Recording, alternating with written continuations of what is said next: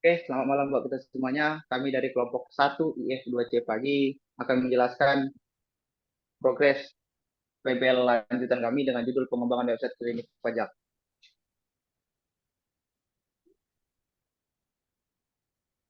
Ini adalah identitas proyek kami. Berikut adalah dosen-dosen pengarah untuk proyek kami.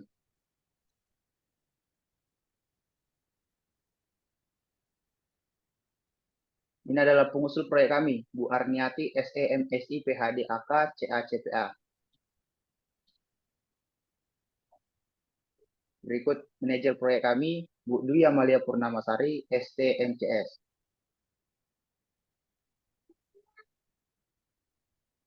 Selanjutnya, sebelum ke materinya, izinkan kami memperkenalkan diri kami masing-masing.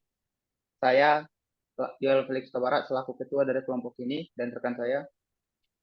Perkenalkan nama saya Jihan Safina Tunaja. Perkenalkan, nama saya Iskandar Dinata. Kenalkan, nama saya Clinton Alvaro Siagian. Perkenalkan, nama saya Marcelia Anastasia Tambunan.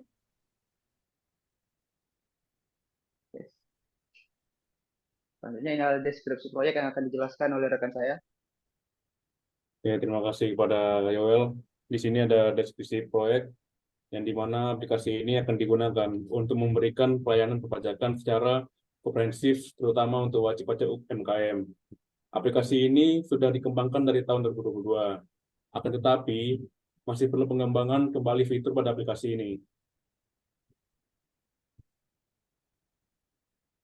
Selanjutnya capaian proyek, yang di mana ada user stories. Pertama itu ada kebutuhan fungsional. Di dalam kebutuhan fungsional ini terdapat ada pelanggan, admin, dan konsultan. Pada user ini dapat melakukan register dan login sampai logout. Selanjutnya, ini ada kebutuhan non-fungsional yang dimana berisikan website ini responsif dan mobile friendly. Kemudian ada menggunakan akses internet secara online. Yang ketiga, berjalan pada segala device. Yang keempat, memiliki keamanan yang baik. Yang kelima, menggunakan database MySQL Server. Dan yang terakhir, menggunakan framework Code Igniter. Saya kembalikan kepada Yoel.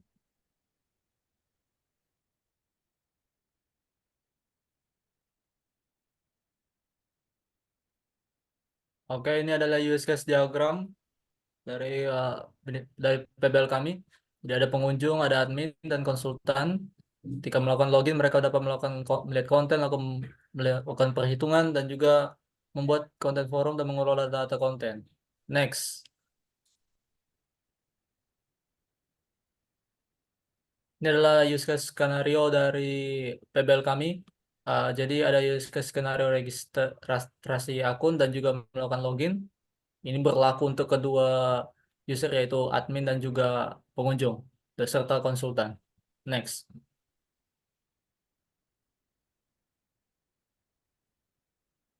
Berikutnya ya adalah use case yang ketiga dan juga keempat, yaitu melihat konten sudut pajak. Jadi ketika pengunjung berhasil login, nanti akan diarahkan untuk melihat konten sudut pajak dan juga akan bisa melakukan perhitungan PPh di halaman kalkulator pajak. Next.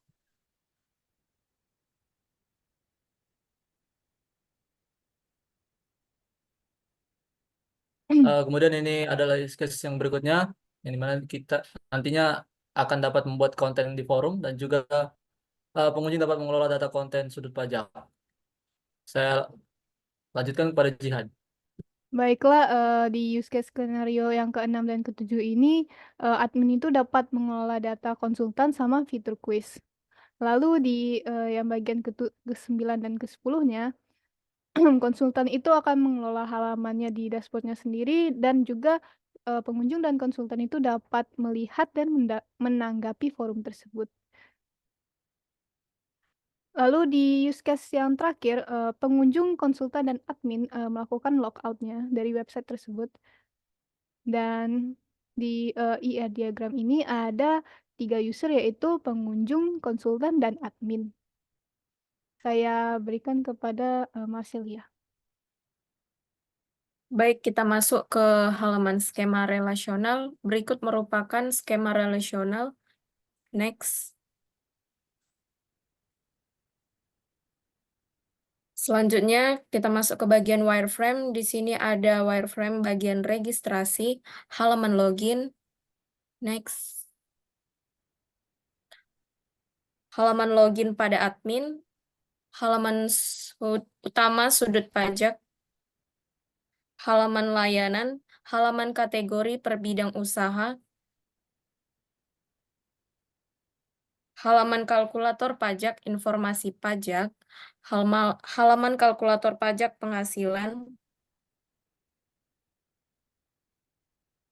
halaman kalkulator pajak perhitungan, halaman pelatihan atau sertifikasi,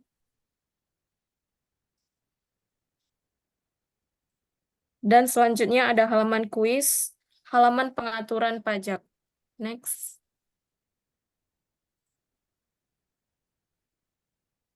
Berikut merupakan halaman akun login.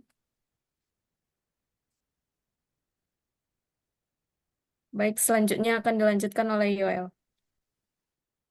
Oke, terima kasih. Kita akan membahas sekarang histori pelaksanaan proyek.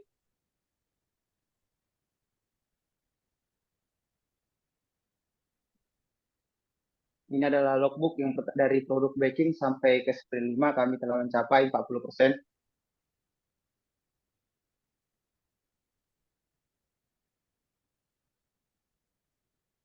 Pembagian kerja tim bisa dilihat di sini.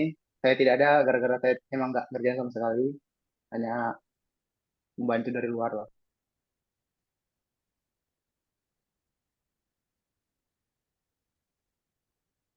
Kendala dan hal yang dapat diperbaiki dalam pelaksanaan proyek selanjutnya.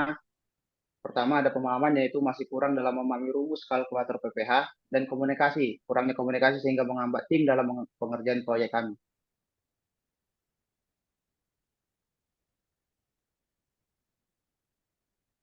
Rencana tahapan selanjutnya, kami akan melakukan pemahaman mendalam mengenai rumus pada kalkulator pajak PPH 21 masa sehingga menghasilkan perhitungan yang benar dan sesuai pada kalkulator pajak semestinya.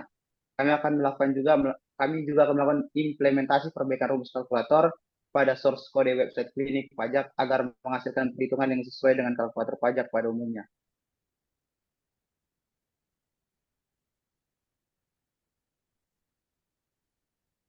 Nah, mungkin sekian dari kelompok 1IF2C pagi kami. Bila ada kesalahan mohon dimaafkan. Kami tutup. Selamat malam.